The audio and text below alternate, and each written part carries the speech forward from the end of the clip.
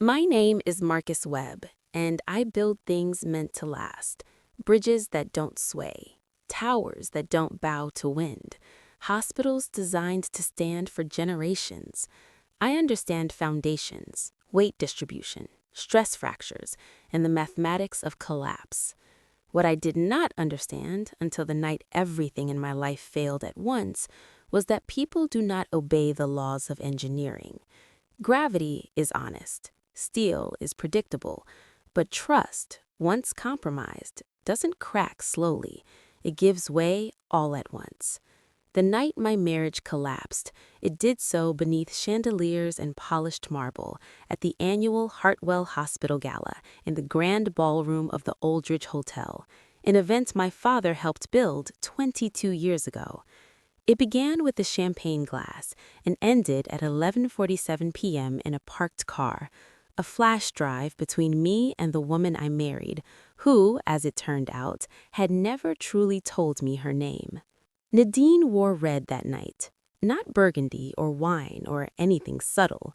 Red, unapologetic and commanding.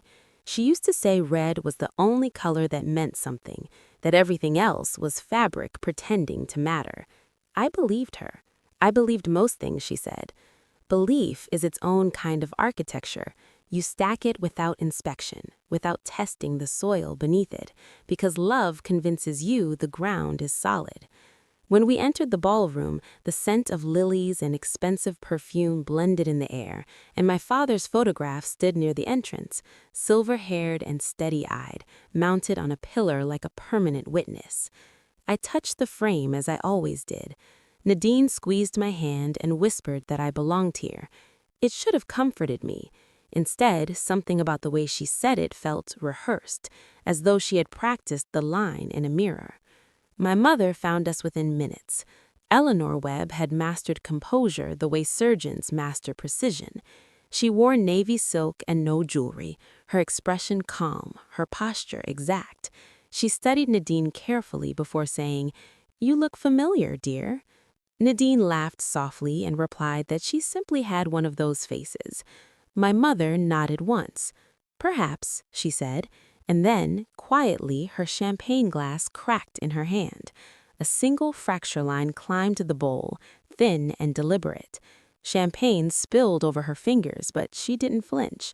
She looked down at it with an unreadable expression and excused herself. I almost followed her. Instead, I turned back to my wife. For less than a second, barely a blink, Nadine's smile fell away, not in confusion, in recognition. Then it returned, flawless. That was the first crack. Later, near the east corridor lined with tall mirrors that doubled the illusion of space and confidence, an elderly security guard stepped gently into my path. She wasn't imposing, but she carried a stillness that suggested decades of quiet observation. Her name tag read Edna. She looked at me carefully and said I resembled my father.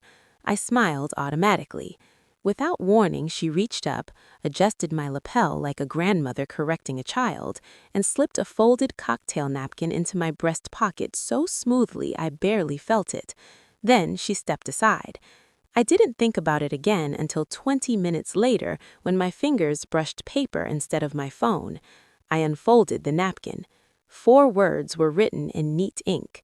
My expression did not change, but something inside my chest shifted, heavy and cold. Across the room, Nadine was gone. I checked my watch, 8:52 p.m. She returned at 9:03 from the direction of the east corridor, explaining she had freshened up. Her lipstick was perfect, her hair immaculate. Everything about her was always perfect. "You okay?" she asked. I said I was just tired.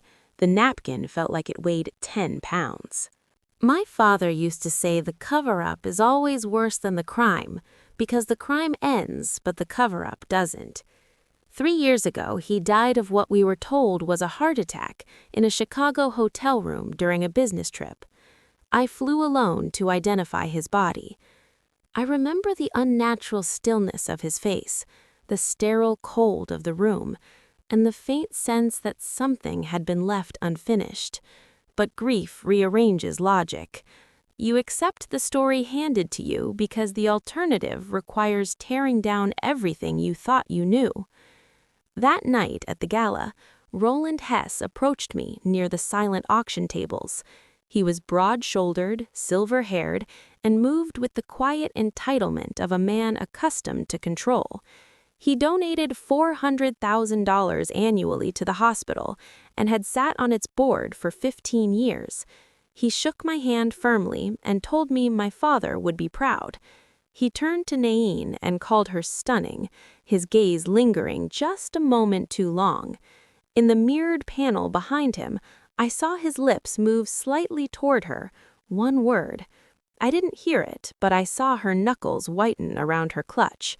I added it to the growing list in my mind: the cracked glass, the 11 missing minutes, the napkin, the look between them.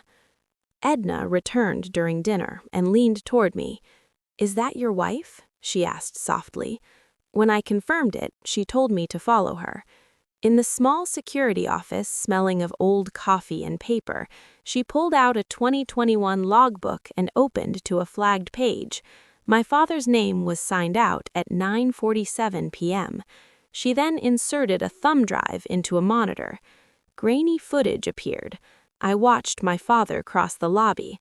I watched him step into the elevator. And I watched a woman follow him in. The timestamp was from the same night the gala had been held 3 years earlier, the night he supposedly left for Chicago. The elevator doors closed.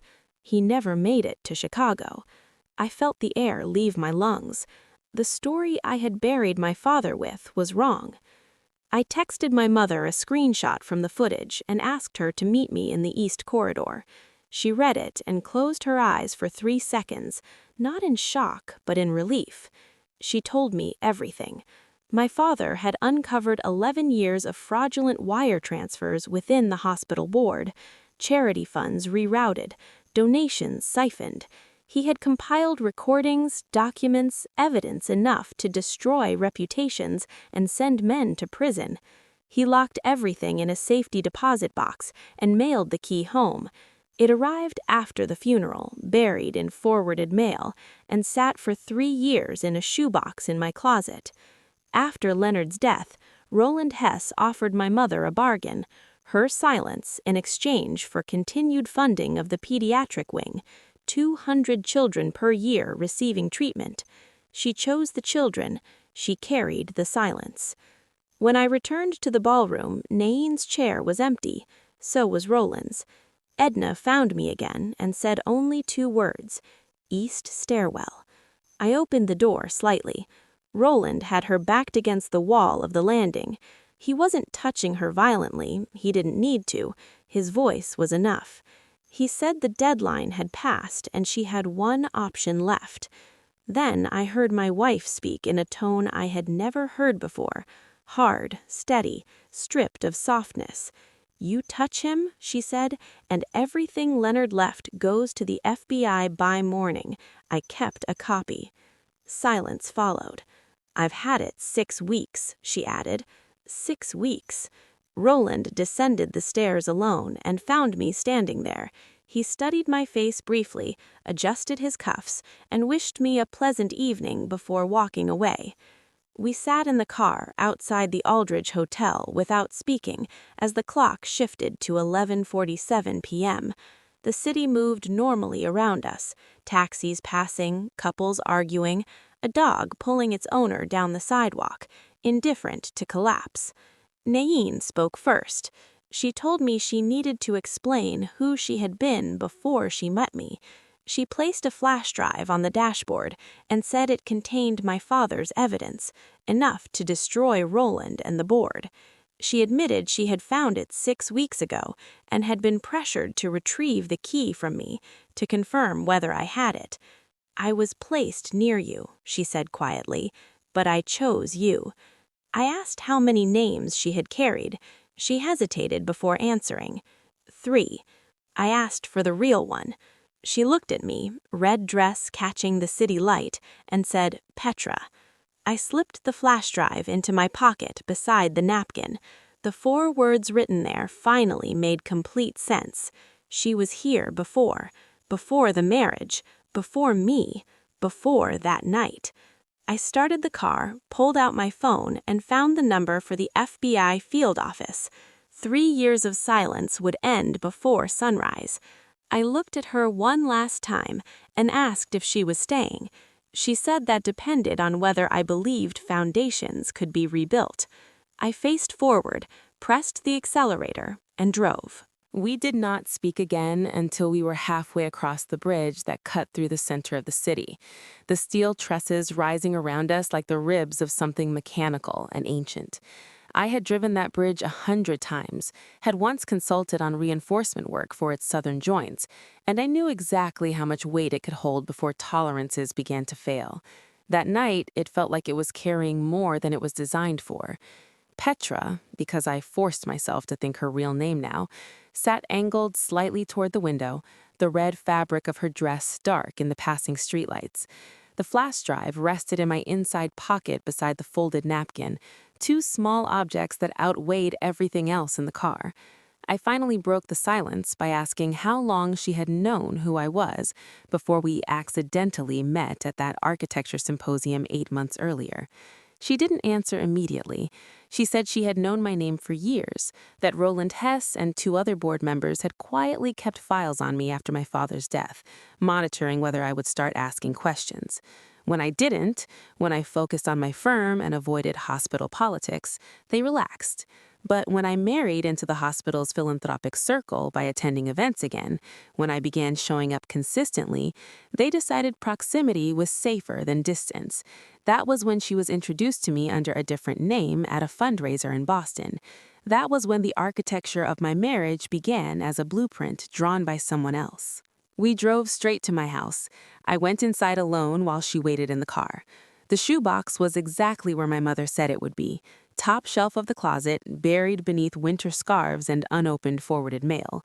My hands shook only once when I found the small brass key taped inside an envelope addressed in my father's handwriting. The sight of it did something physical to me. Grief returned not as sadness, but as velocity. I carried the key back to the car without speaking.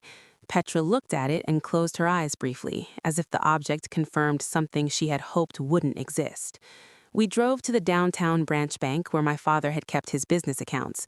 The night manager knew me. When I told him it was urgent family business tied to my father's estate, he hesitated only long enough to protect himself legally before escorting us downstairs. The safety deposit corridor smelled like dust and steel. When the box slid open, I expected paper. Instead, I found organization. My father had labeled everything: USB drives sealed in evidence bags, printed bank transfers highlighted in red, handwritten notes cross-referencing dates, even audio files burned onto discs. He had prepared for war. He just hadn't lived long enough to fight it. We did not go home after that. We drove directly to the Federal Building on the north side of the city. It was nearly 1:30 a.m. when we walked through the security checkpoint and asked for the on-call agent. I had already phoned ahead from the car. The woman who met us introduced herself calmly, listened without interruption, and took possession of the drives and documents with the kind of careful neutrality that suggested she had seen powerful men fall before. When I explained that members of the hospital board were involved, including a donor with political ties, she didn't react outwardly. She simply asked whether we were prepared for consequences. I said yes before Petra could answer, because once you open a structural fault line, you cannot reseal it without pretending the crack was never there. By the following afternoon, subpoenas were being drafted. By evening, Roland Hess's name was no longer whispered but spoken inside federal offices. My mother called me once that day, her voice steady, telling me she had slept for the first time in 3 years. Edna called as well, not to congratulate, but to confirm that investigators had already requested copies of archived security footage from multiple years. She had kept backups. She said she trusted my father when he told her something was wrong. She had simply been waiting for someone with the right name to come back and finish what he started. I realized then that justice is rarely a solo act. It requires quiet witnesses who refuse to discard evidence. Petra moved into the guest room that night. We did not share a bed, not because I hated her, but because I no longer knew where the truth began and the performance ended. She told me everything over the next 2 days: her recruitment, the promises made to her, the leverage held over her family's business overseas, the gradual shift from manipulation to affection she had not anticipated. She admitted that at first I had been an assignment, then I became inconvenient, then I became irreplaceable. She had retrieved the flash drive from a hidden compartment in my father's old briefcase, stored in the hospital archives 6 weeks earlier, intending to deliver it. Instead, she copied it and stalled. Every almost message she sent Roland bought time. Every delay increased risk. When Roland realized she was wavering, he set a deadline, the one I overheard in the stairwell. That confrontation was not the beginning of her defiance. It was the end of her fear. 3 days later, the news broke. Federal investigation into financial misconduct at Hartwell Hospital. Anonymous sources cited years of fraudulent transfers and coercion within the board. Roland Hess resigned publicly before charges were announced, calling it a misunderstanding. By the end of the week, misunderstanding became indictment. Bank accounts were frozen, properties searched. 2 additional board members were implicated. I watched the press conferences without satisfaction. Justice is not cinematic. It is procedural. It is slow paperwork and quiet arrests at dawn. My mother stood beside me when the hospital issued a statement, reaffirming its commitment to transparency. She squeezed my hand the way Nain, Petra, had done the night of the gala. "Your father would be proud," she said. This time, the sentence felt real. The pediatric wing would continue, new oversight would be installed, the foundation would not collapse entirely, it would be reinforced. The question that remained was more personal than legal. Could I rebuild what had been engineered as deception? Petra did not ask for forgiveness. She asked for time. She said, love that begins as strategy may still become truth, but it has to survive exposure. I told her I did not know whether I could separate the woman I fell for from the mission she carried. She said she didn't know either. That was the first completely honest exchange we had ever had. Weeks passed. Investigations deepened. Trials were scheduled. I returned to work slowly, sketching designs late into the night, rediscovering comfort in lines that obeyed mathematics. Petra began volunteering at the hospital under her real name, quietly, without public acknowledgement. My mother watched her carefully, but without hostility. Trust, I learned, is not rebuilt through declarations. It is rebuilt through repetition. One evening, months later, I found the napkin in my desk drawer. She was here before. The words no longer felt accusatory. They felt factual. Yes, she had been there before me, before the marriage, before the illusion, but she was also here after exposure, after consequence, after choice. Foundations fail when hidden damage goes unaddressed. They hold when you excavate the weakness and reinforce it deliberately. I walked into the living room where Petra was reading and sat beside her. Structures can be rebuilt, I said quietly. She didn't smile immediately. She simply nodded once, understanding the weight of the sentence. Outside, the city moved as it always had, indifferent, resilient, lit from within. And for the first time since the gala, I did not feel like something was about to collapse.